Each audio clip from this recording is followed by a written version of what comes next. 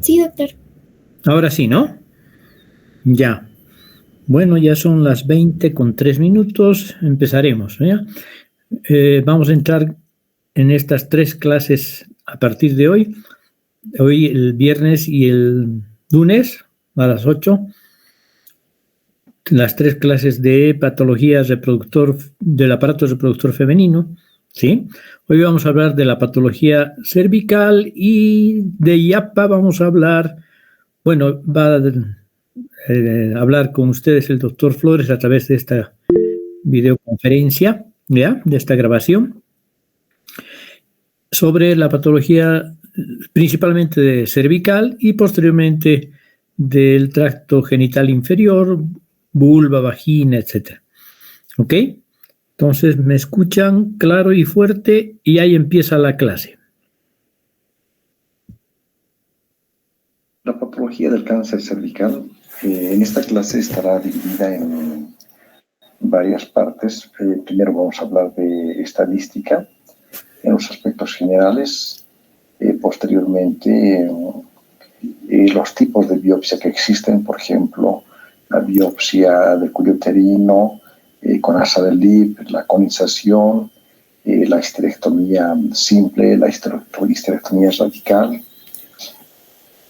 Posteriormente hablaremos algunos aspectos de la biología molecular del cáncer de cuello uterino, específicamente de la inmunohistoquímica, los diferentes subtipos histológicos y finalmente el informe de anatomía patológica. Ok, ¿se está escuchando?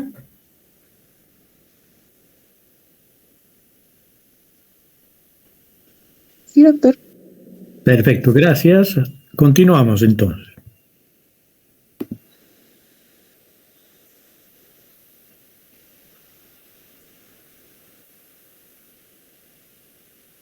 En la década de los 50, la incidencia era muy similar en los diferentes países del mundo. A partir de la década de los 70-80, la incidencia se ha ido modificando en función de la detección y tratamiento oportuno del cáncer de cuello uterino. En color marrón o café están los países donde existe una alta incidencia, y de un color amarillo claro los países donde han podido lograr un control de esta enfermedad.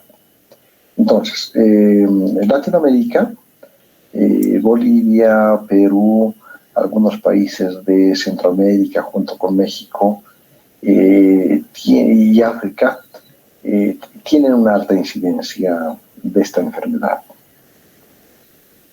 En nuestro país es una de las principales causas de muerte en las mujeres, que afecta al grupo etario de 35 a 64 años de edad. Por lo tanto, si comparamos con la literatura internacional, en nuestro país se presenta una década antes. Según la Organización Mundial de la Salud, cada día 4 a 5 mujeres mueren por esta enfermedad. Y se estima que la incidencia es de un 58.1 por 100.000 habitantes. Esta cifra desajustada por edad a la población mundial, lo que representa que cada año existen 1.254 nuevos casos. Nuestra misión como médicos es bajar esta incidencia. Sin embargo, participamos un conjunto de médicos donde están el jefe del programa nacional, que depende del ministro de Salud, el jefe del programa regional en Cochabamba, los oncólogos, tanto encargados de radioterapia como de oncología clínica, cuando el cáncer está en una etapa avanzada, ya no se opera, sino se realiza radioterapia y quimioterapia. Cuando se puede intervenir quirúrgicamente, participa el cirujano oncólogo desde carcinoma invasor. Medicina social también tiene un papel importante porque depende de esta especialidad la adecuada planificación de los programas y también el manejo de las estadísticas. Medicina familiar en los seguros, los ginecólogos que están encargados de la toma de muestra, tanto de citología, biopsia, el tratamiento, hasta carcinoma in situ, lo maneja este especialista. Los patólogos estamos a cargo del laboratorio tanto de citología como anatomía patológica. Por lo tanto, participamos en el diagnóstico citológico y también en la biopsia y el manejo de la histerectomía. Los psicólogos tienen una función importante para tratar el tema psicológico tanto en las pacientes como en su entorno familiar. Servicio social para conseguir medicamentos, disminuir los costos. Los médicos generales tienen un papel fundamental en primer nivel y también en el segundo nivel. Hasta la década de los 70 existían por lo menos una docena de clasificaciones para el diagnóstico de la citología cervical. De estas clasificaciones, una sobrevivió hasta la década de los 80, inclusive 90, la clasificación de Papanicolaou. Papanicolaou clasificaba las citologías en clase 1 normal, clase 2 inflamatoria, clase 3 sospechosa y la subdividía en 3A, 3B, 3C. Clase 4 se refería al carcinoma in situ y clase 5 al carcinoma invasivo. Sin embargo, esta clasificación quedó obsoleta en la década de los 80 y apareció la nomenclatura del sistema Bethesda en el 2001. Paralelamente, para referirse a la biopsia, surgió la nomenclatura de Richard, que clasificaba a las biopsias con alteraciones en la maduración como neoplasia intraepitelial cervical grado 1, grado 2 y grado 3. La OMS aplicó la terminología displasia, que es idéntica a la clasificación de Richard, pero en vez de llamar neoplasia intraepitelial cervical, la OMS la denomina displasia, leve, moderada, severa. ¿Cuál es la importancia de la citología y la biopsia? La citología se puede aplicar a grandes grupos poblacionales. Se puede realizar miles de citologías. Por lo tanto, por el momento es el mejor método de selección para identificar a aquellas pacientes que tienen un riesgo de cáncer. Sin embargo, en todos los libros de oncología está que no se puede realizar un tratamiento terapéutico o cirugía en base solo a la citología. Se tiene que realizar una confirmación. Y la confirmación de una lesión se basa en la biopsia. Esta biopsia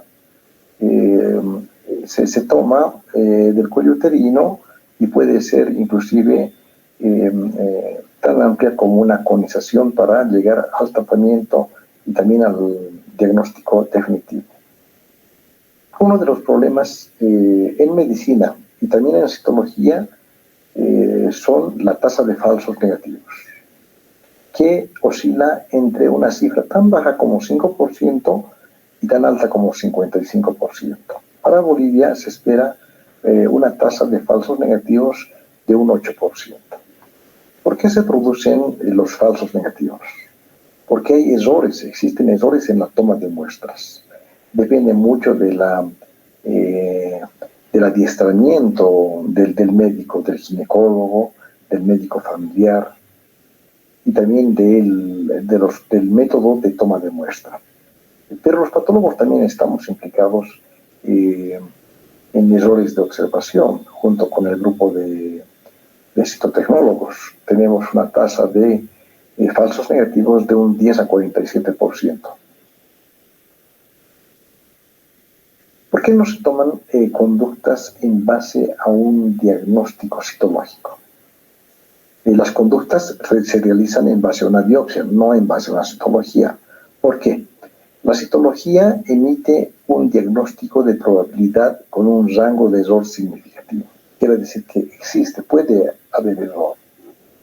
Debe ser considerada como un simple indicador de probable lesión histológica. Aproximadamente 12% de discrepancia diagnóstica en la interpretación de lesiones de bajo grado y de alto grado. Es decir, hay discrepancia entre patólogos. 15 a 18% de las mujeres a las que se les ha diagnosticado como lesión de bajo grado en la citología resultan tener una lesión de alto grado en la biopsia dirigida. Y 20% de las mujeres diagnosticadas como lesión de alto grado por citología en la biopsia tienen en realidad una lesión de bajo grado. Por lo tanto, existe un error y para un diagnóstico definitivo debe de realizarse una biopsia.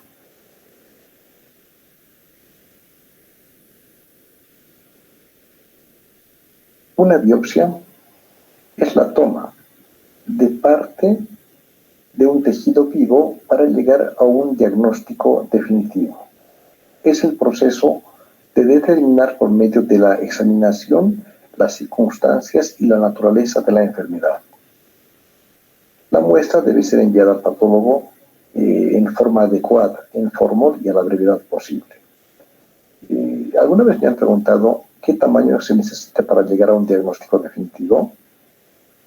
La respuesta es el tamaño de muestra suficiente para realizar el proceso histopatológico y procedimientos auxiliares para un diagnóstico adecuado. No existe un tamaño, puede ser de milímetros o de centímetros, o inclusive toda la pieza quirúrgica.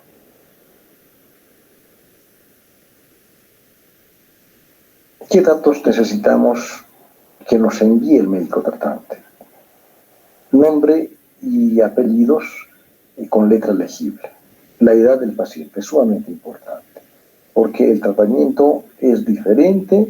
Por ejemplo, de una lesión de bajo grado, se trata de forma conservadora en una paciente joven, en cambio, en una paciente de la tercera edad o arriba de los 50 años, se puede realizar inclusive una histerectomía.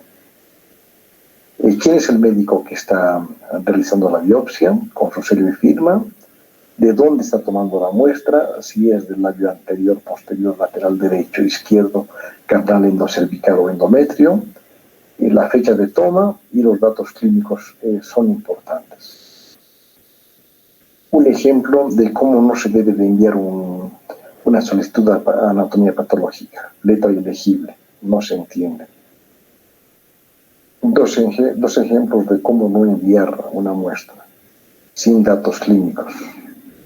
Una muestra, una biopsia envuelta en papel higiénico. El papel higiénico lo que hace es absorber los líquidos y la muestra se va a desecar y no va a servir para el estudio histopatológico.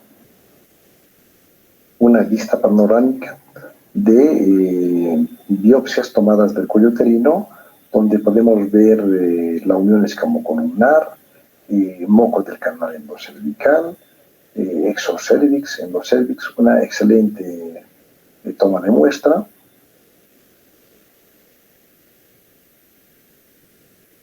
A inicios del 2000 es que se realizaron estudios para ver la patogenia, por qué se produce el cáncer del cuello uterino.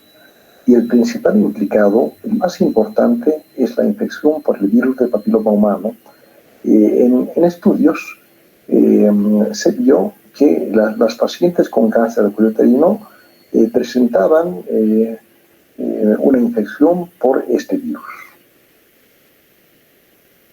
Una vez que el virus afecta a la célula epitelial en la unión escamocolumnar, produce alteraciones en la maduración que pueden ser desde afectación de 1/3, 2/3 o todo el espesor epitelial. Por lo tanto, el virus del papiloma humano lo que produce es hiperplasia epitelial, proliferación de las células basales, inmadurez, ausencia de maduración, pérdida de la diferenciación celular. No se olviden que las células escamosas van madurando de células cúbicas cilíndricas a células planas. Esta diferenciación se pierde por acción del virus del papiloma humano. Las mitosis siempre deben de ser basales, pero cuando existe infección viral, hay mitosis en los estratos intermedio y superficial. Puede haber también papilomatosis y paraqueratosis. Los criterios citológicos son mitosis anormales y frecuentes suprabasales.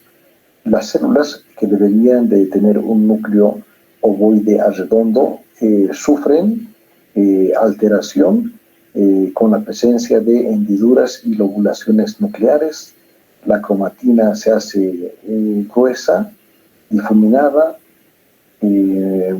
puede haber halos claros perinucleares, los núcleos son grandes, irregulares, puede haber nucleolos y también disqueratosis.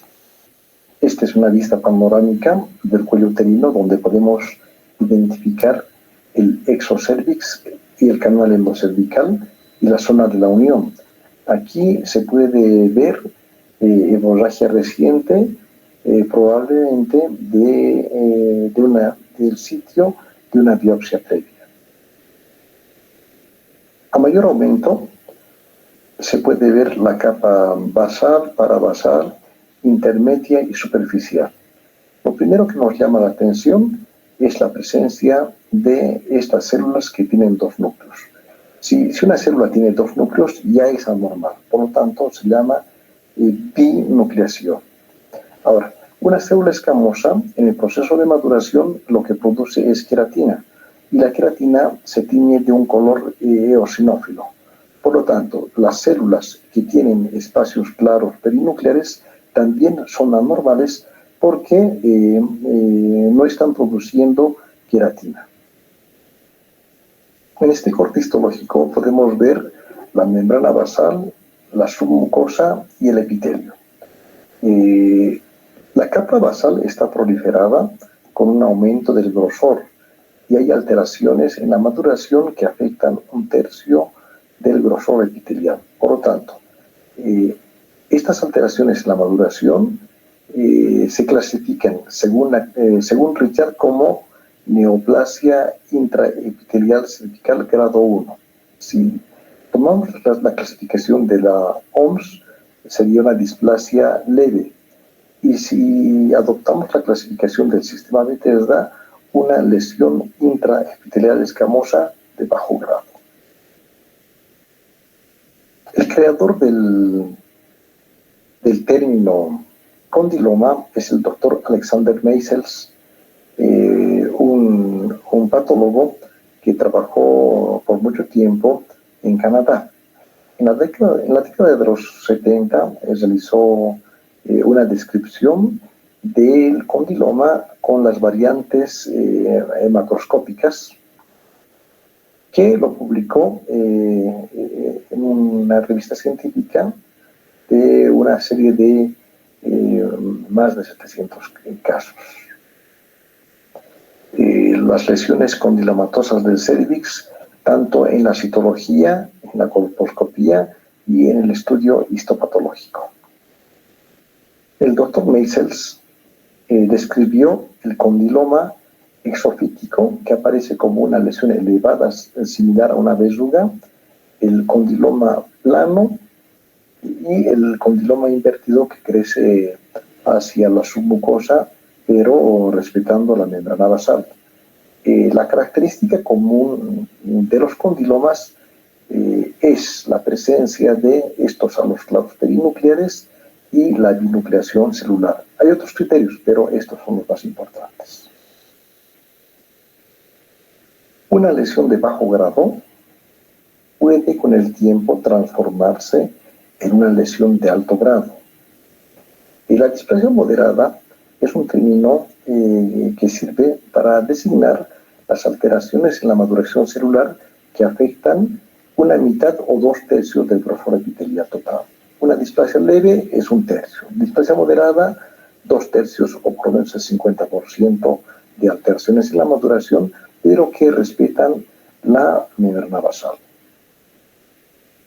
La displasia severa, por definición, es la presencia de alteraciones en la maduración que afectan 3/3 del grosor epitelial total y respeta un 10% de maduración. En cambio, el carcinoma in situ es la presencia de alteraciones en la maduración que afectan todo el grosor epitelial. En realidad no existe una diferencia entre displasia severa y carcinoma in situ. Prácticamente es lo mismo. ¿Cuál es la historia natural de las lesiones intraepiteliales? Las lesiones de bajo grado, displasias leves o neoplasia intraepitelial cervical grado 1, observen, regresionan en la mayor parte de los casos, por lo menos en un 57%. Hay series donde las regresiones hasta de un 70-80%. En cambio, una displasia severa puede regresionar, pero es muy infrecuente. La mayor parte progresan hacia carcinomas intraepiteliales o inclusive invasores con el transcurso del tiempo. ¿Qué tiempo demora una lesión intraepitelial escamosa en transformarse en un carcinoma invasor? Depende del grado de lesión. Si es una displasia leve, moderada o severa. Observen que en promedio se tiene por lo menos 10 años para que se transforme una lesión intraepitelial en una lesión invasora.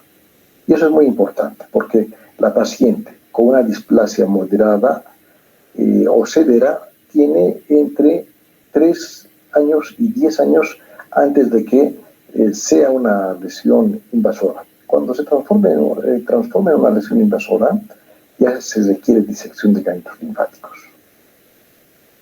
El cono cervical es la extracción quirúrgica del cuello uterino que tiene como base el exocervix y como vértice el endocervix. Lo que se realiza es un marcaje a nivel de horas 12 y prácticamente todo el tejido se corta en fragmentos de 2 a 3 milímetros de espesor para el procesamiento histológico. Esta es la expectativa, esta es la realidad. Este, por ejemplo, es un producto de conización bien realizado. Aquí se puede ver un quiste de Nabot. Esta marcación corresponde a horas 12. Este es el orificio exocervical con la base y hacia el vértice tenemos el canal endocervical. En la histopatología podemos ver que es una lesión intraepitelial escamosa donde la membrana basal está conservada y las alteraciones en la maduración afectan 1/3 del grosor epitelial, por lo tanto es una displasia leve.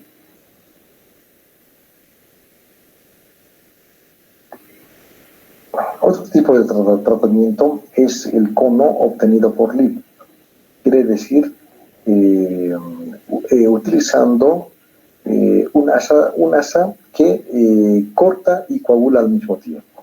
¿Cuál es la ventaja para el ginecólogo o para el oncólogo? Es que como corta y coagula no produce sangrado, pero al realizar la coagulación puede producir quemadura de parte del tejido que vamos a estudiar en la patológica. Por ejemplo, aquí tenemos un cono obtenido por Lipp, donde existe artificio por corte y coagulación. No se ve que está quemado, pero aquí se puede reconocer que existe alteraciones en la maduración que afectan un tercio del grosor epitelial.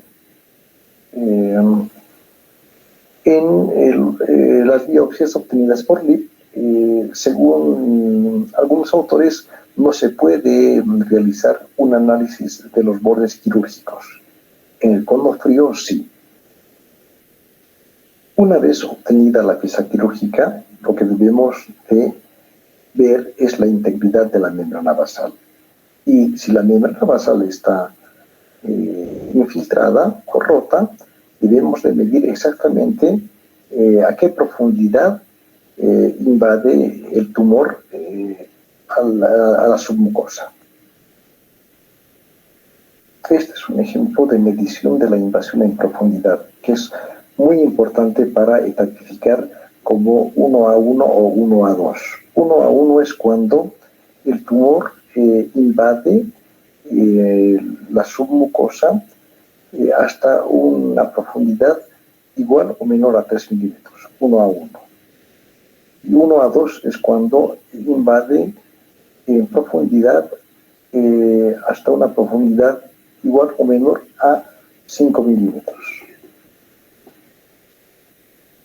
El ginecólogo o el oncólogo que realiza la histerectomía debe enviar a patología el útero, el producto de la histerectomía, siempre consignando los datos pertinentes a la enfermedad, porque es diferente el manejo de la pieza quirúrgica en función del diagnóstico preoperatorio. Por ejemplo, si una paciente ha sido operada por miomatosis, adenomiosis, etc., generalmente se utiliza cortes de cuello uterino, del labio anterior, posterior, istmo y cuerpo. En cambio, si el diagnóstico es de displasia, prácticamente se incluye todo el cuello uterino. Es diferente el manejo de la pieza operatoria en función del diagnóstico clínico. Estas son fotografías macroscópicas de cáncer de cuello uterino en sus diferentes formas de crecimiento. Aquí tenemos el crecimiento elevado fungoide, como si fuera un pólipo, el tipo de crecimiento ulcerado e invasor y el tipo de crecimiento que se extiende hacia el canal endocervical en forma de basil o tonel. Estas son cirugías grandes que se realizaban en la década de los 80-90. Por ejemplo, aquí tenemos la vagina, el útero con los anexos, la vejiga, es una histerectomía radical. Esta es una pieza de quirúrgica de útero, la vejiga, el recto y el colon. Imagínense la reconstrucción quirúrgica de esta paciente. Esta es una fotografía macroscópica de un útero que parece un cáncer. Aquí está la vagina, la serosa uterina. Parece un cáncer, pero es un caso raro de miasis que pude observar hace una década. La biología molecular puede realizarse en base a una biopsia y en algunos casos en citología. En la citología tiene limitaciones. En cambio, en la biopsia se puede realizar más frecuentemente la inmunohistoquímica. En la citología existen dos tipos, la convencional y la de base líquida. La convencional es la que actualmente se realiza en los centros de primer, segundo y tercer nivel en nuestro país. En cambio, en otros países se realiza la citología de base líquida, que es diferente. Se utilizaba siempre un cepillo endocervical. El cepillo endocervical se coloca en una solución conservadora y posteriormente se realiza la citocentrifugación y en los extendidos se puede hacer análisis de la proteína P16, hibridación in situ e inclusive análisis digital. Esto es la citología de base líquida que no se realiza en nuestro país. Esto en países de primer mundo, Estados Unidos, Europa. La colposcopía lo hace el ginecólogo y el estudio histopatológico se puede realizar inmunohistoquímica con proteína P16, Ki67 e hibridación in situ. Por lo tanto, realizando hibridación in situ podemos identificar qué tipo, qué cepa de virus del papiloma humano es el que está afectando a los grupos poblacionales.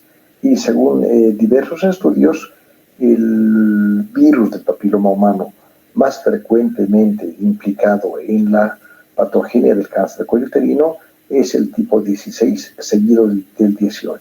Después están el 45, 31, 33. Los más importantes a nivel mundial son el 16 y el 18.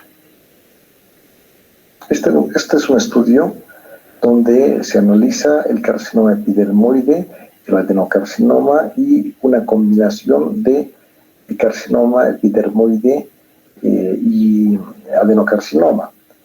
En este estudio también el virus del papiloma humano número 16 y 18 son los más frecuentemente implicados en carcinoma de cuello uterino. Este es un corte de cuello uterino con una displasia leve. Por lo tanto, aquí podemos observar los halos claros perinucleares y la binucleación que puede producir el virus del papiloma humano. Esta es una inmunotinción que marca a las células que están infectadas por el virus del papiloma humano y que se tiñe con el cromógeno que se observa de un color marrón. Este es un corte del canal endocervical a nivel de la unión, donde podemos observar alteraciones en la maduración de las células glandulares. Estas células glandulares son positivas para infección del virus del papiloma humano, que se demuestra con esta tinción de color marrón. En la biología molecular también podemos hacer uso del Ki67, que es un marcador de proliferación celular. El Ki67 es bajo en las lesiones reactivas o inflamatorias, es alto en las lesiones intraepiteliales. Se puede utilizar sola o acompañada de la proteína P16. No se utiliza en la citología convencional, solamente en la biopsia. Este es un ejemplo de la utilidad de la inmunohistoquímica, de la biología molecular. Aquí observamos un corte de la unión escamocolumnar a mayor aumento. Parece una metaplasia versus una lesión intraepitelial, porque hay nucleomegalia, estratificación nuclear, pero cuando se realiza un marcaje con Ki67 podemos observar que menos del 10% de las células están en proliferación, por lo tanto es simplemente una metaplasia en el canal endocervical. Es recomendable hacer una marcación con proteína P16. La proteína P16 se asocia a virus del papiloma humano de alto riesgo, por lo tanto se expresa en la displasia moderada severa y el carcinoma in situ. Y vemos las alteraciones en la maduración, pero qué fácil es identificar, observar de un color marrón las alteraciones en la maduración que afectan 2/3 del grosor epitelial. Esta es una displasia moderada o una lesión intraepitelial escamosa de alto grado. Un corte histológico del cuello uterino con la membrana basal conservada y las alteraciones en la maduración que afectan todo el grosor epitelial. Cuando se tiñe con proteína P16, todas las células se tiñen de forma homogénea de un color marrón. El cáncer de cuello uterino tiene tipos histológicos. Esta es la clasificación que utilizamos los patólogos. Observen, una clasificación de más de 15 variantes de carcinoma de cuello uterino. Pero como ustedes son estudiantes de medicina, epidermoide y adenocarcinoma son los más importantes. El carcinoma epidermoide puede variar en diferentes series, de un 80 al 90%. Se clasifican de células grandes, queratinizante, no queratinizante. El adenocarcinoma ocupa un 10%, y el resto son sarcomas, melanomas, linfomas, etc. Este es un ejemplo histológico de un carcinoma cervical epidermoide queratinizante, que para ser epidermoide tiene que formar perlas córneas. Aquí está un remolino córneo de células escamosas pleomórficas, tiene también uniones intercelulares y produce queratina, por lo tanto disqueratosis. Un ejemplo de un carcinoma de células grandes no queratinizante. Por lo tanto, histológicamente, el carcinoma, tanto epidermoide como adenocarcinoma, se clasifican según los grados que el doctor Albert Roberts en 1918 realizó un estudio de gradificación. Este es un ejemplo de un carcinoma poco diferenciado, donde las células escamosas no forman queratina. Se puede discutir inclusive su histogénesis. Es un carcinoma cervical epidermoide que parece un linfoma, linfotelioma-like. Pasamos a las lesiones glandulares. El cuello uterino también puede presentar displasia, atipia o adenocarcinoma, que surge en la unión escamocolumnar, pero que en la variante adenocarcinoma crece hacia el conducto o el canal endocervical. El adenocarcinoma in situ surge en la unión y se extiende hacia el endocervix. Arquitecturalmente parece una glándula normal, pero citológicamente todas las células cilíndricas son pleomórficas. Este es un ejemplo de adenocarcinoma in situ, donde se puede evidenciar la formación de estructuras tubulares, la membrana basal conservada, pero las alteraciones en la maduración de estas células cilíndricas son evidentes porque los núcleos son apicales, hipercromáticos, hay mitosis apicales. El adenocarcinoma in situ crece hacia el canal endocervical. Esta es una comparativa de glándulas endocervicales normales y adenocarcinoma in situ. La arquitectura es la misma. La citología marca la diferencia. Una glándula reactiva o normal tiene núcleos pequeños de localización basal. En cambio, un adenocarcinoma in situ tiene núcleos irregulares, estratificados, con mitosis hacia el lumen. Un adenocarcinoma in situ, donde hay formación de estructuras tubulares, la membrana basal está conservada y los núcleos son hipercromáticos, algunas células con nucleolos prominentes, con mitosis. Algunos aspectos del adenocarcinoma. En el epidermoide, el virus del papiloma humano era más frecuente que el 18. En el adenocarcinoma, el 18 es más frecuente que el 16. Por una parte. Después, las mujeres tienen esta enfermedad una década antes que la variante epidermoide. Y tiene un peor pronóstico cuando se lo compara con el epidermoide. Este es un ejemplo histológico de la unión del exocervix con el endocervix y se puede ver cómo el adenocarcinoma crece hacia el canal endocervical. En relación con el epidermoide, Frecuentemente puede ser multifocal y multicéntrico el adenocarcinoma in situ. Por lo tanto, el tratamiento ideal en el adenocarcinoma generalmente es la histerectomía. Si se realiza un cono, tiene que ser profundo hasta el canal endocérvico, será una extensión de 2.5 centímetros. Este es un ejemplo de un adenocarcinoma invasor, donde forma estructuras tubulares infiltrantes que producen una ulceración macroscópica del cérvix.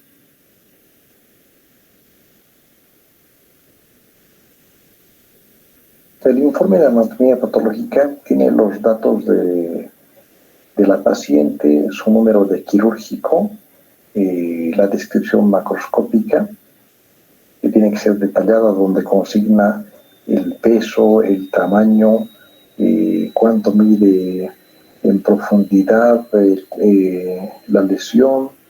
En la descripción microscópica, que se realiza un análisis de lo que se observa en el microscopio, y en el diagnóstico, qué piezas se ha estudiado: el útero, las trompas, parametrios, ganglios linfáticos, si son del lado derecho o izquierdo, para finalmente realizar el diagnóstico definitivo.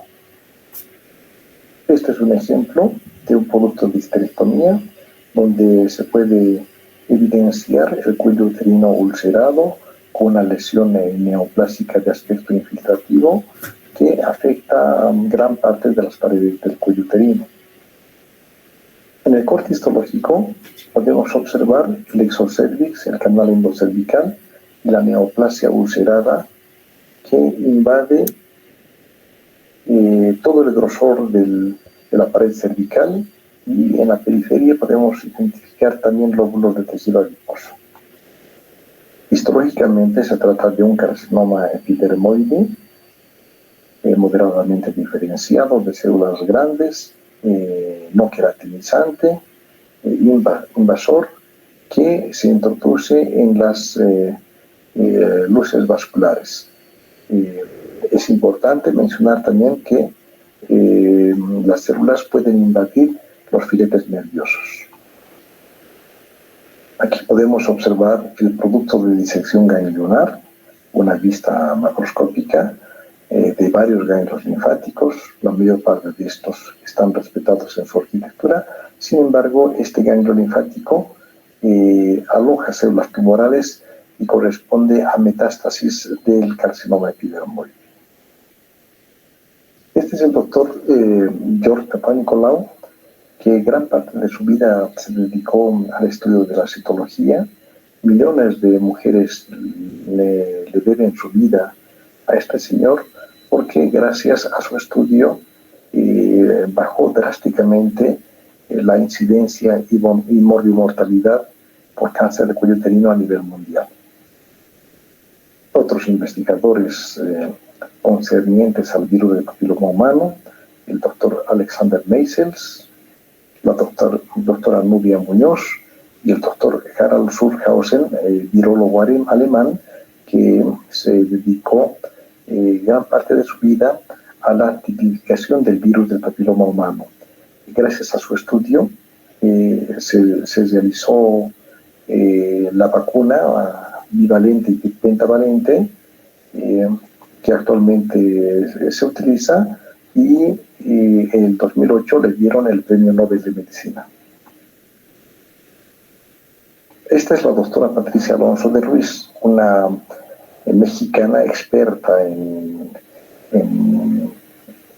cáncer de cuello uterino, que tiene su libro, es la autora, y que sostiene lo siguiente: la incidencia y morbimortalidad por cáncer cervical es inversamente proporcional a la eficacia de un sistema de salud. Pasamos a las lesiones del tracto genital femenino, lesiones que afectan la vulva y la vagina. El líquen escleroso es similar a la esclerodermia cutánea. produce una vulvitis atrófica crónica con fibrosis y cicatrización. Es una lesión que puede complicarse con un carcinoma epidermoide. Se presenta generalmente después de la menopausia en las pacientes afectadas. Su patogenia no está muy clara, pero juega un papel muy importante en la autoinmunidad. El desarrollo es lento, progresivo, y su riesgo de desarrollar carcinoma epidermoide es de 1 al 4%. Otra enfermedad que afecta a la vulva es el líquen simple crónico. Produce prurito intenso, la paciente sufre de rascado, y el rascado puede producir un proceso inflamatorio que se cronifica. Al corte histológico, lo que se puede evidenciar es una hiperkeratosis ortoqueratósica. Hay engrosamiento de las redes de crestas con acantosis, hipergranulosis y un infiltrado inflamatorio de linfocitos. Dentro de los tumores benignos que afectan la vulva, tenemos el hidroadenoma papilar, que es idéntico al papiloma intraductal mamario. Es un nódulo pequeño de bordes bien circunscritos que puede afectar labios mayores o los pliegues interlabiales. En la histopatología se puede evidenciar conductos y papilas con un revestimiento cúbico o cilíndrico que conserva la capa de células mioepiteliales. Una fotografía macroscópica de la vulva, parte del periné, con una lesión multicéntrica de aspecto verrugoso que corresponde a condilomas acuminados. Los condilomas acuminados que afectan la vulva están asociados al virus del papiloma humano tipo 6 y 11. Afectan la piel del periné, la vulva y el ano, y los criterios histológicos son similares al del cuello uterino, con halos claros perinucleares, binucleación, alteraciones en la maduración, cromatina difuminada y la membrana basal conservada. Una fotografía macroscópica de la vulva con una lesión exofítica localizada en la vulva, una lesión infrecuente, generalmente son carcinomas epidermoides y el resto corresponden a carcinomas vasocelulares, melanomas y adenocarcinomas. El carcinoma epidermoide vulvar se divide en dos grupos. En un primer grupo, que está asociado a infección del virus del papiloma humano, incluyen al carcinoma epidermoide in situ y a la enfermedad de Bowen. Los criterios histológicos son similares al cáncer de cuello uterino. El segundo grupo del carcinoma epidermoide de vulva no se asocia a BPH, sino al líquen escleroso y a la hiperplasia de células basales. En la vulva también puede surgir la enfermedad de Paget extramamaria, que se presenta como una lesión rojiza, pruriginosa, costrosa. En la histopatología se puede observar conservación de la membrana basal, pero la proliferación de estas células grandes, pleomórficas, que parece un adenocarcinoma y que generalmente son PAS positivas. El melanoma maligno vulvar es infrecuente y corresponde a menos del 5% de los cánceres de vulva. Son lesiones sumamente agresivas, pigmentadas de bordes irregulares, de aspecto infiltrativo y con una alta tasa de mortalidad.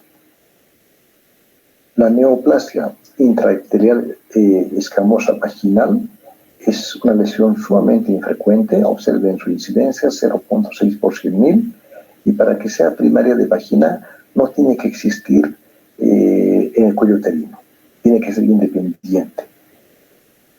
Este es un corte de vagina donde vemos la membrana basal conservada, las células escamosas con alteraciones en la maduración que afectan un 50% del grosor epitelial.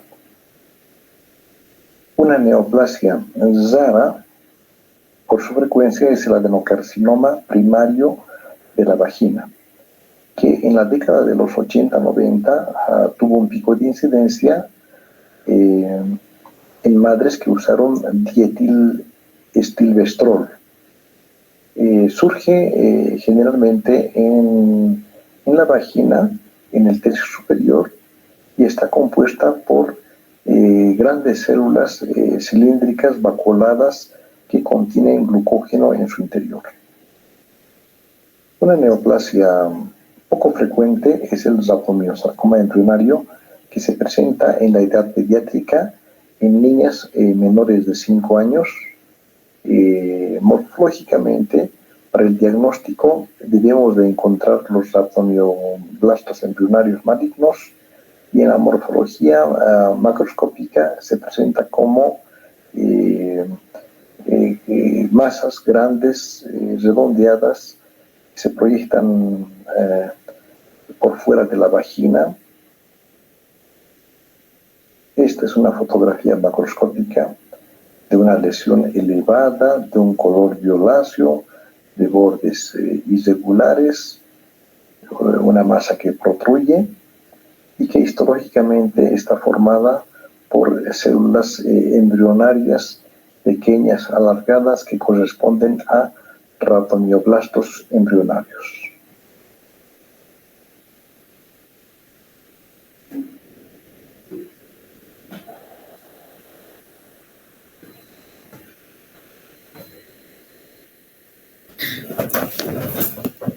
Ok. Bueno.